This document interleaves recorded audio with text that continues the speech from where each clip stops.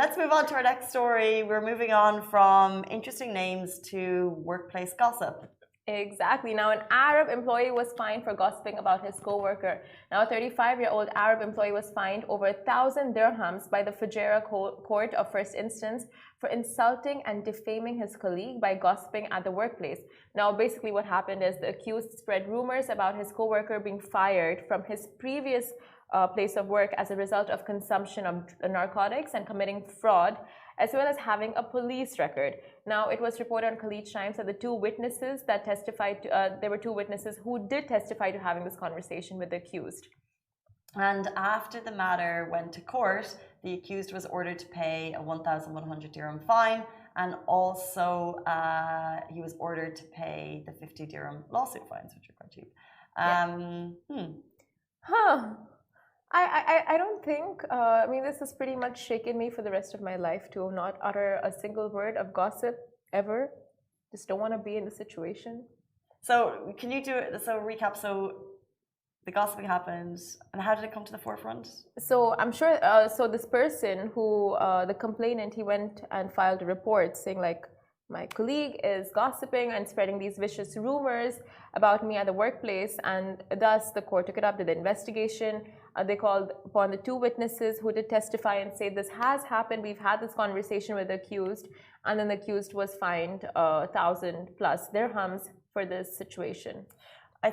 Overall, I think you can never comment on a specific situation that we read on. This is why I would never jump into online conversations, because we really don't know the background to the story. You read, a very short article, you hear the headline, you read the story, and then you comment, but it's like, actually, you don't know the background of these two pairs.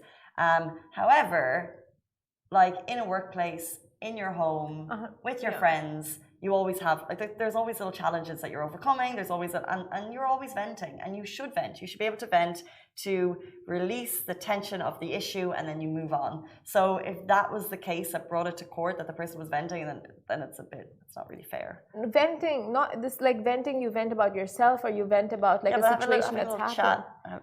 Having a chat and saying like, oh, this person got fired from his previous job because of drug consumption, and it's like, it is defamation, like for the other person. On their character. Yeah, definitely, character assassination. And it's just like, if the person doesn't have facts, and if he's speaking basely of, maybe jealousy or some kind of hatred with the other person, for the other person, it's just like, it makes sense for this person, for him to get penalized in this manner.